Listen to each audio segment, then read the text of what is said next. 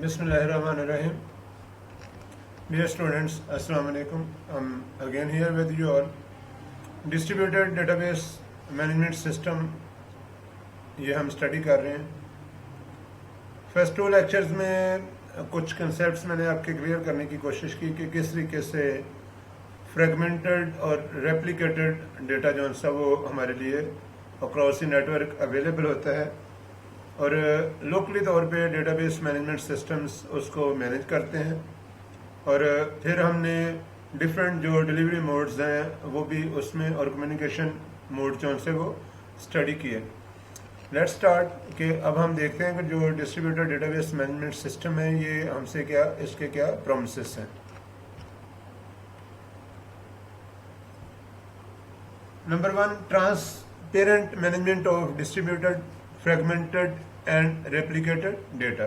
Transparent management of distributed, fragmented and replicated data. तो जो पहला प्रॉमिस है वो क्या है कि जो डिस्ट्रीब्यूटेड, फ्रेगमेंटेड और रेप्लिकेटेड डेटा है, यानी एक तो वो डिस्ट्रीब्यूटेड है अक्रॉस दी साइट्स, फिर वो फ्रेगमेंटेड है कि हर साइट के ऊपर कुछ हिस्सा पड़ा है डेटाबेस का, और रेप्लिकेटेड मीन के जो एक हिस्सा है वो किसी और साइट पे भी मौजूद हो सकता है. तो अब इस डेटा की जो ट्रांसपेरेंट कम्युनिकेशन है वो बहुत ज़रूरी है और मैनेजमेंट इसकी बहुत ज़रूरी है. अगर ट्रांसपेरेंट मैनेजमेंट नहीं होगी तो किसी भी साइट पे कोई भी जो यूज़र है वो डेटा को डिस्टर्ब कर देगा और आपके लिए वो प्रॉब्लम्स खड़ी कर देगा. Improved reliability availability through distributed transaction, ये इसका दूसरा प्रॉमिस है. इम्प्रूव्ड परफॉर्मेंस, ये थर्ड इसका प्रॉमिस है. Easier and more economical system expansion, यानी आप सिस्टम को एक्सपेंड करना चाहें तो वो बहुत आसान है. सिर्फ आपने एक नई साइट जो सी वो ऐड करनी होती है और उसके ऊपर कोई फ्रेगमेंट आपने कॉपी करना है और आपका जो डिस्ट्रीब्यूट डेटाबेस मैनेजमेंट सिस्टम है वो एक्सपेंड हो जाएगा. ट्रांसपेरेंट मैनेजमेंट ऑफ डिस्ट्रीब्यूशन, ये अगर आप देखें तो इसमें a transparent system hides the details from the user. This helps in the development of highly complex applications. By distributed data we mean that data should be fragmented. Distributed database से मुराद है fragmented data. Some data should be replicated, यानी site 1 का data site 2 या 3 पे भी मौजूद हो सकता है, because it increases performance and reliability. तो बजाय इसके कि साइट 2 पे जो साइट 1 का डेटा चाहिए वो बार बार साइट 2 से डिमांड किया जाए तो उससे नेटवर्क स्पीड की वजह से डिले आएगा. तो इससे अगर आप रेप्लिकेट कर दें तो परफॉर्मेंस बढ़ जाएगी. In a transparent system the users do not notice that there is fragmentation and duplication of data. तो जो ट्रांसपेरेंसी है सिस्टम की उसमें यूज़र को पता ही नहीं चलेगा कि ये डेटा कहाँ से आया. और अगर आपके डेटा को कोई फिजिकली टच करना चाहेगा तो वो पॉसिबल नहीं होगा क्योंकि ट्रांसपेरेंसी लेयर में ये पता ही नहीं कि डेटा कहाँ पे मौजूद है, फिजिकली कहाँ पे वो लोकेटेड है. It is obvious that we would like to make all database management system centralised और डिस्ट्रीब्यूटेड फुली ट्रांसपेरेंट. ये चीज़ ध्यान में रखेंगे, डेटाबेस सिस्टम्स का ट्रांसपेरेंट होना ज़रूरी है. एग्जाम्पल देखते हैं. Let's start our discussion with an example. Consider an engineering firm that has offices in Boston, Waterloo, Paris and San Francisco. They run projects at each side of these sites and would like to maintain a database of their employees, the projects and other related data. Assuming that the database is relational, we can store this information in two relations. एक table बनाएंगे जिसमें E number, E name और title, और एक project का table P number, P name और budget. We also introduce a third relation to store salary information. SAL का table बनेगा जिसमें टाइटल होगा किसकी कितनी सैलरी है. And a fourth relation assignments ASG which indicates which employees have been assigned to which project for what duration with what responsibility. और ये जो असाइनमेंट का टेबल है ASG, उसमें E number employ number, P number project number, responsibility और duration. तो ये 4 table आपके पास बनेंगे, जिसमें फर्स्ट टेबल एम का टेबल है, फिर असाइनमेंट का टेबल है, फिर प्रोजेक्ट का टेबल है और पे का टेबल है। तो if all of this data were stored in A centralised database, अगर ये सारा डेटा किसी एक साइट पे मौजूद हो, and we wanted to find out the names and employees who work on a project for more than 12 months, we would specify this using the following SQL query. तो हम एसक्यूएल क्यूरी आप पढ़ चुके हैं, हम कहेंगे select E name amount from M वाव AST वाव सेल where AST dot duration greater than 12 months and emp number is equal to AST dot emp number and salary dot title is equal to emp dot title। ये Curie अगर आप देंगे तो centralised database management system आपको ये result return कर देगा, जहाँ पे ये चारों के चारों टेबल किसी एक ही डेटाबेस में मौजूद हैं, एक ही साइट के ऊपर मौजूद है। However, given the distributed nature of this firm business, it is preferable under these circumstances to localize data such that data about the employees in the Waterloo office are stored in Waterloo, those in the Boston offices are stored in Boston and so forth। अब distributed की अगर आप example लें तो ये चारों जो tables हैं ये डिफरेंट साइट्स पे मौजूद होंगे। The same applies to the project and salary information, thus that what we are engaged in is a process where we partition each of the relation and store each partition at a different site. This is known as fragmentation। यानी tables को हमने जो table 1 था amp का, ये किसी और site पे है, असाइनमेंट किसी और साइट पे टेबल पड़ा है, और जो रिलेशन प्रोजेक्ट का है ये किसी और जगह पड़ा, और पे रिलेशन किसी और जगह पे, और इसको हम कहेंगे fragmentation. This is known as fragmentation. It may be preferable to duplicate some of this data at other sites for performance and reliability. Reason the result is a distributed database system which is fragmented and replicated। तो इसको यहाँ पे आप देखेंगे, ये आपकी different sites हैं। For example आपके पास बोस्टन है, टोक्यो है, पेरिस है, न्यूयॉर्क है और मॉन्ट्रियल है। ये कम्युनिकेशन नेटवर्क है। पेरिस में प्रोजेक्ट्स का डेटा पड़ा है, बोस्टन में प्रोजेक्ट्स और एम्प्लॉइज ये डेटा जो सा ये मौजूद है, और ये फ्रैगमेंट्स हैं। यहाँ पे भी फ्रैगमेंट पड़ा है, यहाँ पे भी फ्रैगमेंट पड़ा है, लेकिन यहाँ पे कुछ और डेटा है, यहाँ पे कुछ और डेटा है। कुछ डेटा पेरिस में मॉन्ट्रियल वाला मौजूद है, इसलिए उसको हमने कहा कि ये फ्रैगमेंटेड एंड रेप्लिकेटेड डेटा है। डिस्ट्रीब्यूटेड डेटाबेस यूजर व्यू अगर आप देखें तो distributed database user different site से इसको कनेक्ट हो सकते हैं। यानी ये एक लॉजिकली इंटरलेटेड डेटा सेट है। लॉजिकली इंटरलेटेड डेटा सेट यानी लॉजिक इसकी ये कि ये डिस्ट्रीब्यूटेड है, लेकिन फिजिकली ये कहीं भी हो सकता है। डिस्ट्रीब्यूटेड डीबीएमएस रियलिटी की अगर आप बात करें तो यूजर क्यूरी डीबीएमएस सॉफ्टवेयर को जाएगी। डीबीएमएस सॉफ्टवेयर कम्युनिकेशन सब सिस्टम के थ्रू रेलिवेंट साइट को रिक्वेस्ट करेगा, और रेलिवेंट साइट पे यूजर एप्लीकेशन जो सी वो रिटर्न करेंगी कम्युनिकेशन सिस्टम के थ्रू डेटा उस यूजर को। यानी इस यूजर ने अगर फॉर एग्जांपल क्यूरी की है इस डाटा के लिए, तो होगा क्या कि ये यूजर क्यूरी करेगा डीबीएमएस को, डीबीएमएस क्यूरी करेगा कम्युनिकेशन सिस्टम को, कम्युनिकेशन सिस्टम क्यूरी करेगा इस डीबीएमएस को, और ये डीबीएमएस इस डेटाबेस से डेटा लेके यहाँ से कम्युनिकेशन चैनल से यहाँ इस यूजर को पहुंचा देगा। इसे हम कहते हैं logically inter related. Types of transparency में डेटा इंडिपेंडेंस ये फर्स्ट टाइप ऑफ ट्रांसपेरेंसी है कि डेटा जो सा वो इंडिपेंडेंट होगा, प्रोग्राम और डेटा सेपरेट चलेंगे। नेटवर्क ट्रांसपेरेंसी है, जिसे आप डिस्ट्रीब्यूशन ट्रांसपेरेंसी भी कह सकते हैं। इसमें लोकेशन की ट्रांसपेरेंसी और फ्रेगमेंटेशन ट्रांसपेरेंसी है, यानी लोकेशन जिस पे डेटा चल रहा है, रन हो रहा है, जहाँ पे पड़ा है, उसकी ट्रांसपेरेंसी के पता ना चले, और फ्रेगमेंटेशन ट्रांसपेरेंसी के ये ना पता चले कि ये फ्रेगमेंटेड पार्ट है। रेप्लिकेशन ट्रांसपेरेंसी ये ना पता चले कि इसकी कॉपी कहाँ कहाँ पे मौजूद है। और इसके अलावा फ्रेगमेंटेशन ट्रांसपेरेंसी मेन के फ्रेगमेंट्स का पता ना चले। तो ये 4 टाइप्स आपके पास हैं ट्रांसपेरेंसी की। डेटा इंडिपेंडेंस क्या है? Data independence is the type of data transparency that matters for a centralized DBMS. It is referred to the immunity of user application to make changes in the definition and organization of data. यानी ये ना हो कि जो user है वो data में अपनी मर्जी से तब्दीली कर दे। तो जो डेटा इंडिपेंडेंस है इसमें यूज़र के पास अगर राइट्स होंगे तो फिर वो डेटा को मॉडिफाई कर सकेगा, अदरवाइज नहीं।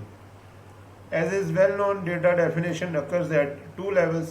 At one level, the logical structure of the data are specified, and at the other level, its physical structure is accessed. The former, यानी physical structure जो सा है, is commonly known as the schema, या इसको हम whereas the later is referred to as the physical data description. यानी जो logic है उसको हम schemas कह लेते हैं, और जो उसकी physical डेटा मौजूद है उसको हम फिजिकल डेटा डिस्क्रिप्शन कह लेंगे। We can therefore talk about two types of data independence, logical data independence and physical data independence. तो लॉजिकली भी डेटा इंडिपेंडेंस होनी चाहिए और फिजिकली भी डेटा इंडिपेंडेंस होनी चाहिए। Logical data independence refers to the immunity of user applications to changes in the logical structure that is schema of the database. यानी logical data independence में schema या database के स्ट्रक्चर की changes की बात होगी, और physical data independence on the other hand deals with holding the details of the storage structure from user application. यानी जहाँ पे डेटा पड़ा है, जैसे आप टेबल्स है आपके जिनमें डेटा मौजूद है, उनके स्ट्रक्चर की बात होगी फिजिकल डेटा इंडिपेंडेंस में। When a user application is written, it should not be concerned with the detail of physical data organization. Therefore, the user application should not need to be modified when data organization changes occur due to performance consideration. यानी जो application आपने लिखनी है उसका database की physical जो independence है, physical उसकी जो एग्जिस्टेंस है, फिजिकल स्ट्रक्चर के साथ उसका ताल्लुक नहीं होना चाहिए, बल्कि लॉजिक के साथ उसका ताल्लुक होना चाहिए। नेटवर्क ट्रांसपेरेंसी ये बहुत ज़रूरी है कि क्योंकि नेटवर्क्स के थ्रू डेटा आपका कम्युनिकेट होना है। In centralised database system the only available resources that need to be shielded from the user is the data, the storage system. In a distributed database environment however there is a second source that need to be managed in much the same manner, the network. यानी distributed net जो environment है उसमें network का manage करना बहुत ज़रूरी है। आपको रूटर्स लगाने पड़ सकते हैं, सैटेलाइट कम्युनिकेशन आपको लेने पड़ सकते हैं, हाई स्पीड इंटरनेट की आपको ज़रूरत पड़ेगी। Preferably the user should be protected from the operational details of the network, possibly even hiding the existence of the network. Then there would be no difference between database application that would run on a centralized database and those that would run on a distributed database. यानी जब आप computer को use कर रहे होंगे ना, तो आप ये नहीं बता सकेंगे कि ये सेंट्रलाइज डेटाबेस है या ये डिस्ट्रीब्यूटेड डेटाबेस है, क्योंकि नेटवर्क को इस तरीके से हाइड कर दिया गया। This type of transparency is referred to as network transparency और distribution transparency. Sometimes two types of distribution transparencies are identified, location transparency and naming transparency. यानी एक तो ये ना बताओ कि डेटा कहाँ पे है, और एक जो सर्वर्स के असल नाम है वो हाइड किए जाए। Location transparency refers to the fact that the command used to perform a task is independent both the location of the data and the system on which an operation is carried out. And naming transparency means that a unique name is provided for each object in the database. In the absence of naming transparency, users are required to embed the location name or an identifier as part of the object name.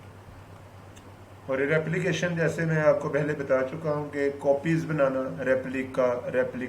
Replication. A relation or fragment of a relation is replicated if it is stored redundantly to or more sites.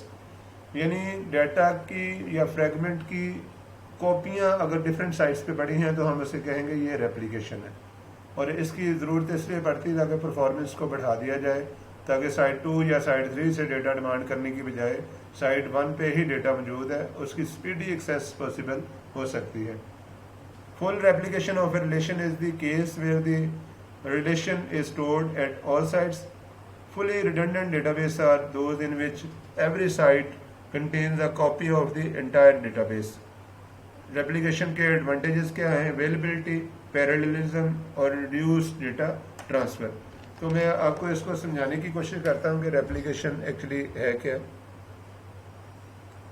Replication ज़रा इसको understand करें। जैसे ये site 1 है, ये site 2 है, ये site 3 है और ये फॉर एग्जांपल साइट 4 है। लाहौर, इस्लामाबाद, कराची, पेशावर, इसको आप समझ लें। अब यहाँ पे फ्रेगमेंट 1 पड़ा है, यहाँ पे भी फ्रेगमेंट 1 पड़ा है। फॉर एग्जांपल यहाँ पे फ्रेगमेंट 2 है, ये फ्रेगमेंट 3 है और यहाँ पे फ्रेगमेंट 4 है, डेटा चंक 4 है। अब जो साइट 2 है उसको फ्रेगमेंट 3 की अक्सर ज़रूरत पड़ती है, तो ये जो नेटवर्क चैनल है ये अब बिज़ी रहता है, क्योंकि जो साइट 2 है वो फ्रेगमेंट 3 का डाटा बार बार डिमांड करती है, बार बार रिक्वेस्ट आ रही है, डाटा जा रहा है और ये नेटवर्क बिज़ी रहता है। तो अब जो डिस्ट्रीब्यूटेड डेटाबेस मैनेजमेंट सिस्टम है ये क्या कहता है? ये कहता है कि जिस चंक की साइट 2 को बार बार ज़रूरत पड़ रही है, इस चंक को यहाँ पे कॉपी कर दें, F3 यानी फ्रेगमेंट 3 यहाँ पे कॉपी कर दें। ये अब इससे ये होगा कि बार बार डिमांड करने की बजाय ये यहीं से एक्सेस हो जाएगा, तो इससे नेटवर्क ट्रैफिक भी स्लो हो गई और डेटा भी अवेलेबिलिटी भी जो सी वो बहुत बढ़ गई। तो रेप्लिकेशन के बेनिफिट क्या हुए? अवेलेबिलिटी बहुत ज़्यादा बढ़ गई। फिर पैरेललिज्म है, यानी डाटा यहाँ भी मौजूद है, यहाँ भी मौजूद है, तो आपके पास एक कॉपी भी डाटा की आ गई। और तीसरे नंबर पे रिड्यूस डेटा ट्रांसफ़र है, वो आप यहाँ पे अंडरस्टैंड कर सकते हैं कि जैसे ही आपका डेटा यहाँ पे अवेलेबल हो जाएगा तो अब क्या होगा? अब ये होगा कि ये नेटवर्क ट्रैफिक आपकी जो सी है बंद हो जाएगी।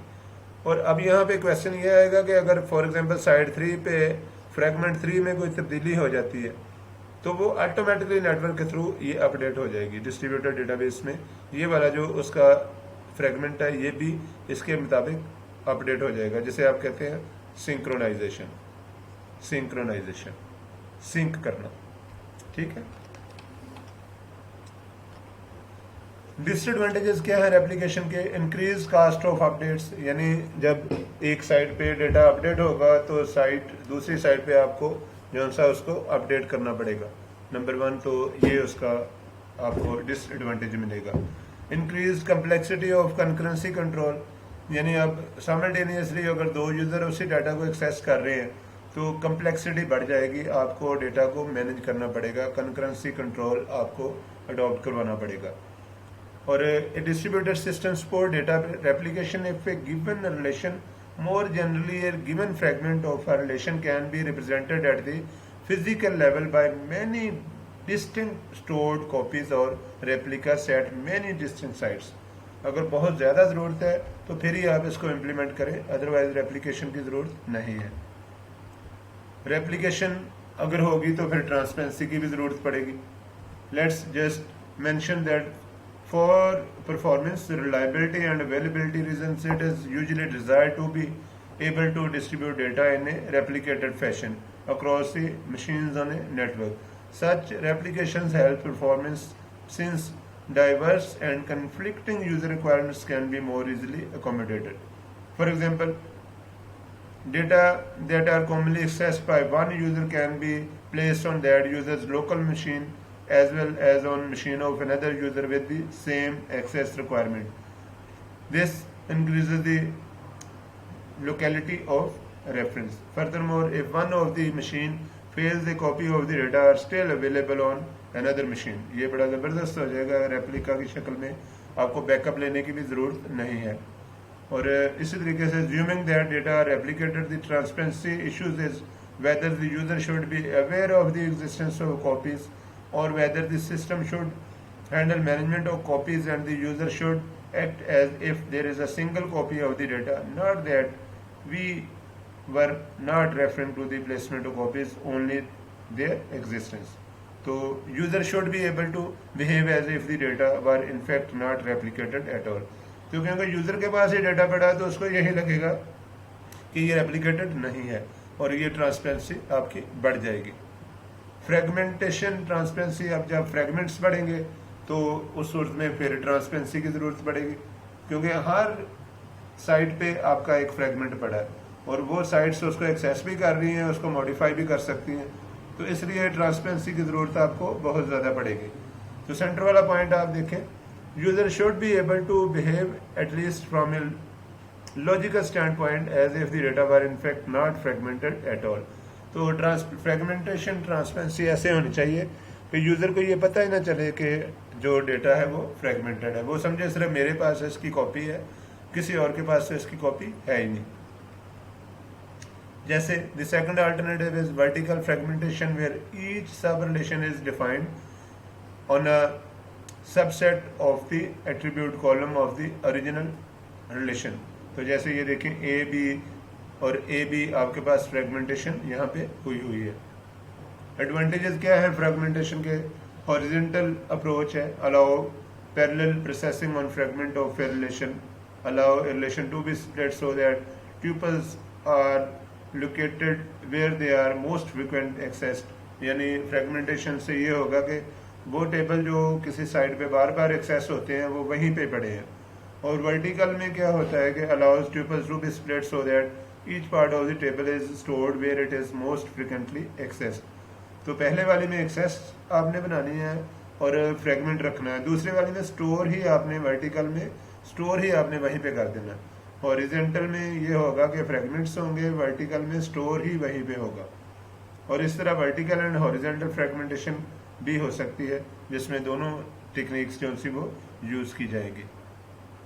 Who should provide transparency? अब ये अहम पॉइंट है कि ट्रांसपेरेंसी कौन प्रोवाइड करेगा। In previous section we discuss various possible forms of transparency within a distributed computer environment. Obviously, to provide easy and efficient access by novice users to the services of the DBMS, one would want to have full transparency involving all the various types that we discussed. Nevertheless, the level of transparency is inevitably a compromise between ease of use and the difficulty and overhead cost of providing high level of transparency। तो reasons of data distribution क्या हुई फिर? improved reliability and availability through distributed transaction, ये पहली reason हो गई distribution की। improved performance, ये दूसरी रीज़न हो गई। allowing data sharing while maintaining some measures of local control, ये तीसरी चीज़ हो गई। easier and more economical system expansion, ये एक रीज़न हो गई। और distributed nature of some database applications, ये रीज़न हो गई।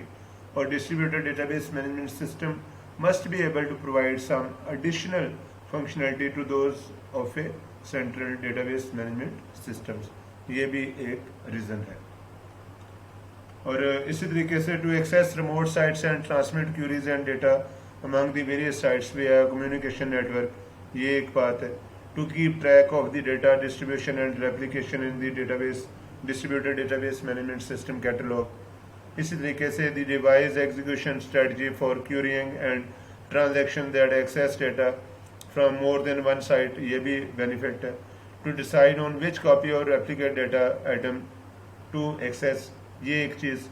to maintain the consistency of copies of a replicated data, और इसी तरीके से to maintain the global conceptual schema of the distributed database and to recover from individual site crashes and from new types of failure such as failure of a communication link, ये भी इसमें आएगा। इस तरह अगर हम देखें डिस्ट्रीब्यूटेड डेटाबेस मैनेजमेंट सिस्टम के इश्यूज की बात करें तो डिस्ट्रीब्यूटेड डेटाबेस डिज़ाइन के इशू कौन से हैं? How to distribute the database, ये एक बहुत बड़ा इशू है।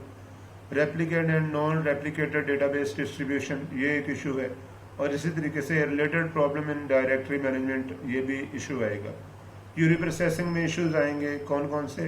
Convert user transaction to data manipulation instruction, इसी तरीके से ऑप्टिमाइजेशन प्रॉब्लम आएगा।